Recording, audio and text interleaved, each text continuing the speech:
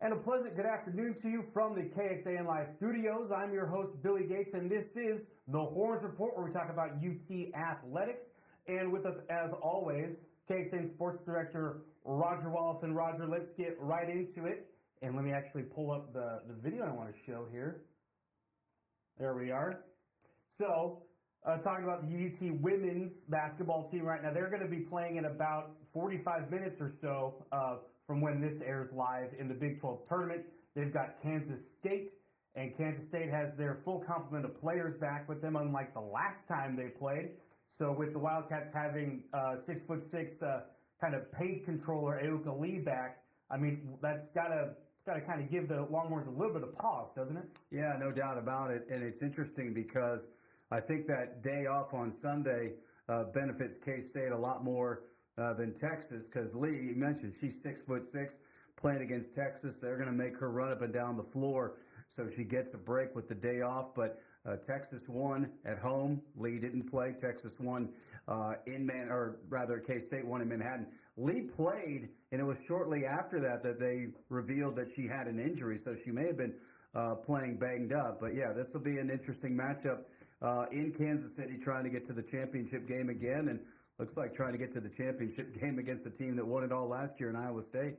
Yeah, they are really laying it on Oklahoma currently as we're on air here, and that kind of raises eyebrows a little bit, doesn't it? I mean, Oklahoma's just been so good in Big 12 play this entire season, and the Cyclones are really giving it to them. Yeah, and we talked last week. They beat Texas in that big game in Norman, then lost to Kansas in the regular season finale, and now it looks like they're going to end up going into Selection Sunday, losers of 2 out of 3. But for Texas, can they get back to that one line in the projections? Doesn't look like Charlie Cream at ESPN has them there now, and the 4 teams he has, they're done. So Texas, I guess, will have to be really impressive if he's accurate to get a 1 seed. Now, the difference between a 1 and a 2 seed probably not that great, especially because of the way the format is. There's not a site where they would need to go where they have a better chance, like in the men, if they're the regional sites, favor the 1 seed first. But be interesting to see. Kansas State's tough on them. They played them pretty tough even here without Lee. Yeah, and you look at his Cream's projections, and a two seed seems pretty fair for Texas until you get to see who the 1 seeds are. And he's putting 2 Pac-12 teams in the 1 line, USC and Stanford. USC beat Stanford in the Pac-12 title game, I believe, Sunday night. So it's just kind of one of those things where, like, why would you put 2 teams from the same conference on the 1 line? But I don't know. Those are just projections, right? Yeah, and then that goes to, okay, if they're a 1 seed, they should be getting some geographic favor. Right. Well, do you stick them both in Portland, which is one of the 2 regional sites? Then you've got, I think they will. I think they'll be the 1 seeds in the West. And then Iowa and South Carolina, the way it plays out right now, would be the 1 seeds. It's interesting because, South Carolina, they're going to be a 1 seed regardless. But Tennessee's got to be kicking themselves to lose the way they did in the semifinals. Almost got them. Yeah, but this is a fascinating today, potentially tomorrow for Texas, and then the draw coming up for a team that, again, and Vic Schaefer said it over and over, we never thought they'd be, we'd have this discussion about whether they're a 1 or a 2 seed a couple of months ago. So I'm interested to see. I think today's going to be really tough against Kansas State. Absolutely. That's 4 p.m. ESPN2 from the T-Mobile Center in Kansas City, Missouri. That is the Big 12 women's semifinals today. And then the finals will be tomorrow night, I believe, is like a 6 p.m. Yeah, and tomorrow they overlap. Right. They play the first 2 men's games and then the women's championship game, because women forced to have the off day on Sunday in case BYU was still alive. And that's a good segue to the men. Flip to the men's side. This is highlights from the OU game here on Saturday, the Big 12 season finale for the Horns. A big win for them in front of a nice home crowd. Good senior night. Good senior night crowd there. The men, they also play Kansas State, oddly enough, to open Big 12 conference tournament play. They're going to get started on Wednesday. And Texas has a 7 seed, Kansas State with a 10 seed. The one time those 2 teams played at Moody a couple weeks ago, the game wasn't exactly pleasurable to artistic. Yeah, it was a grinder. It was something. Yeah, baskets were like touchdowns. It was tough. And obviously the big part of the equation over the weekend was what UCF did to TCU, winning in Fort Worth. Therefore, that moved Texas to the bottom part of the bracket against K-State. And I'm not sure that's any great prize to have to play K-State rather than OU, a team they beat twice. But if they win, they get Iowa State rather than Houston in the semifinals. So we'll see how much that helps down the stretch, or the quarterfinals, rather. Yeah, and when we're talking about projections on the men's side, there seems to be kind of a consensus where where UT should fall in the men's March Madness bracket, and it's right smack dab in the middle. You look at like 4 or 5 different outlets, their projections, NCAA.com, Fox Sports, CBS, ESPN, all of those bracket experts are saying Texas will be around an 8 or a 9 seed, which, I mean, that's like your classic coin flip first round game. They can't shake that line. Yeah. So based on that, I'm thinking they got to win 2 games to get off the 8-9 line because a win over Kansas State is not going to give them a big bump. So that means they'd have to beat Iowa State.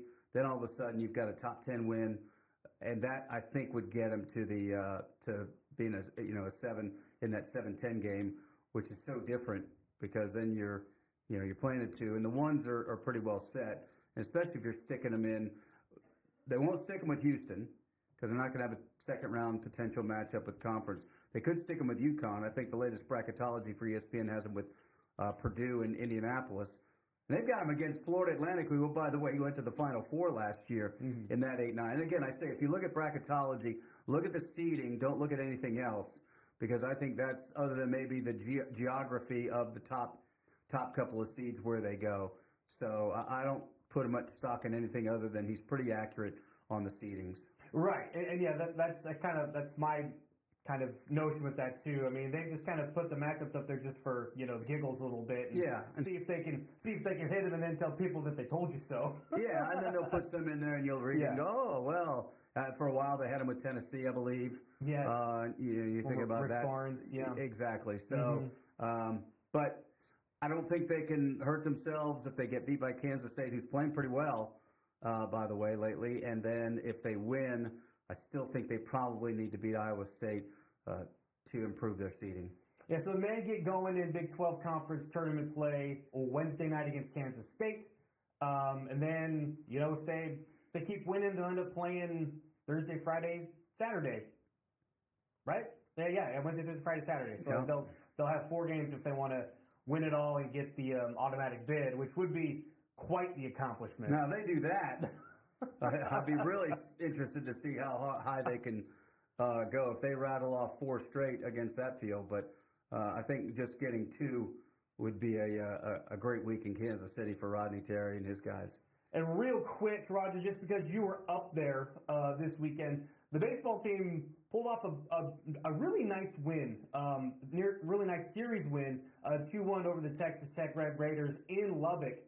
And, I mean, again, kind of like that Kansas State-Texas basketball game, wasn't exactly poetry in motion to watch, but the Longhorns, their offense really showed up to play. Yeah, it was an interesting weekend. Friday night, the conditions were just brutal.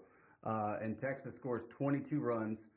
Coincidentally, that's the most they've scored in a Big 12 game ever, equaling 22 runs they scored in Lubbock in 2008. Now, it was a packed house, but it was so cold it wasn't really that rowdy because everybody was muffled. Saturday, the weather got a little bit better. Texas Tech kind of grabbed control of it, and that one was kind of a ho-hum game. Texas 2 runs on 5 hits, and Tech won easily. And then I think people thought that Sunday, how can Texas rebound? And that's when the crowd got worked up a little bit more, and you kind of had that feeling of, okay, this is it, UT and Tech. We saw it at United Supermarkets Arena a couple of weeks ago, and then they were lathered up on Sunday, let me tell you. And then they get out to the lead. Then the incident with Will Gasparino and Gavin Cash at first, and I don't want to say the bench is clear. They just kind of wandered a little bit. Your classic baseball fight. Yeah, and so then the very next half inning, Tech comes back. They hit back-to-back home runs, so that extends it to a 3-run lead, and they're having a ball. All of a sudden thinking, okay, they're going to cruise, and Texas scores 6 unanswered. And they go on to win 9-7, win the series. Gage Bain pitches the final 4 innings.